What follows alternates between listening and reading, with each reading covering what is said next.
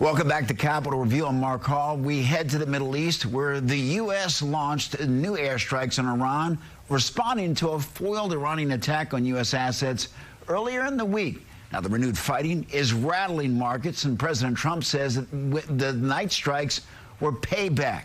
The renewed fighting is ending hope of a negotiated peace deal, even as the White House says it's still open to talks. Democrats say the White House still has no plan or strategy to end the war. All 5 rockets were knocked down to the ground, but they nevertheless took a shot, so it's our turn. Hopefully they'll land an outcome or a solution there in the near future. Our service members are facing down barrage after barrage of Iranian missiles. It is unclear when the U.S. will resume direct talks with Iran. Joining us is Dr. Majid Sadeghpour, a human rights activist and political director of the Organization of Iranian-American Communities with more than 40 chapters across the U.S.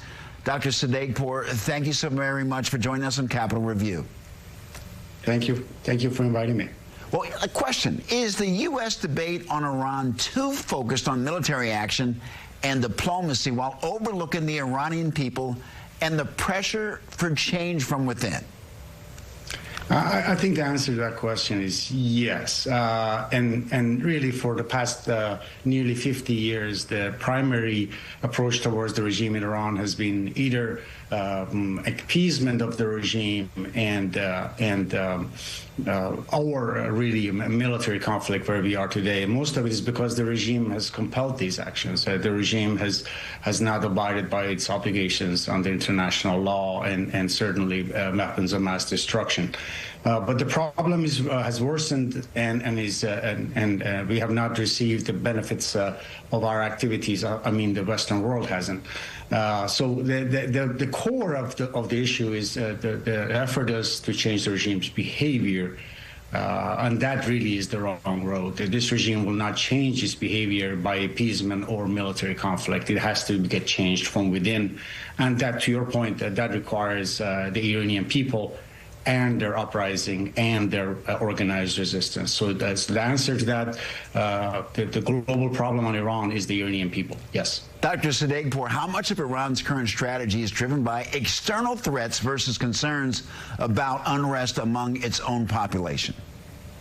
Right. Iran's primary concern, if you had to choose between war and recognition of the Iranian resistance, organized Iranian resistance by Western powers, it would certainly choose war. Iran is a fully militarized. The IRGC is obviously a terrorist organization.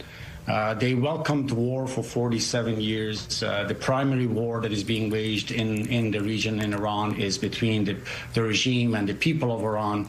The regime in Iran sees a true peace in the region as a noose. That is verbatim what Maryam Rajavi, the president-elect of the National Council of Resistance of Iran, Iran's primary opposition group, said just last month.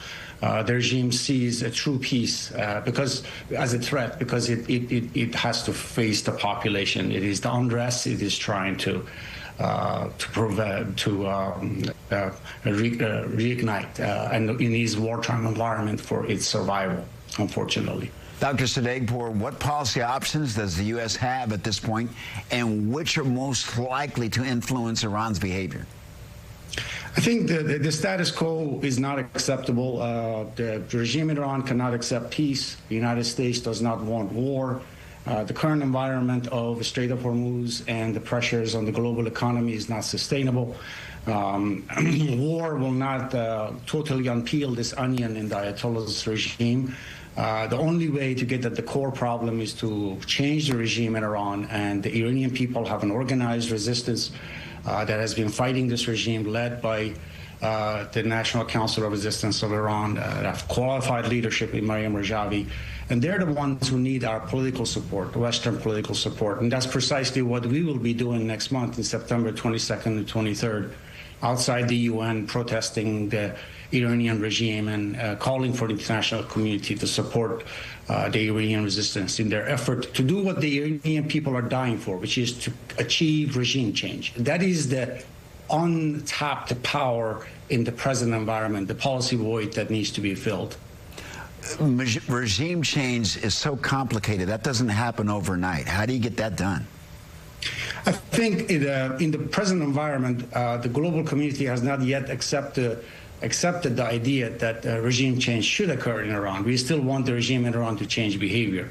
I think accepting the Iranian people's desire to overthrow this regime and accepting the fact that regime change must occur in Iran, I think that political message to the people of Iran would be significant in making the fight that is already ongoing inside the streets of Iran a more viable one and favoring the people of Iran. Iran has the highest per capita execution rate in the world. Iran executed more than 80% of all those people who have been put to death on earth in 2025, and more so this year, in large part because those casualties are from people fighting the regime with bare hands. I think the international community owes it to itself, if not to the people of Iran, to actually support that war, the people of Iran who are engaged in that war. And political support is what we are asking for, not military or boots on the ground. Dr. Majid Sadeghpour, thank you so very much for joining us. Thank you for having me.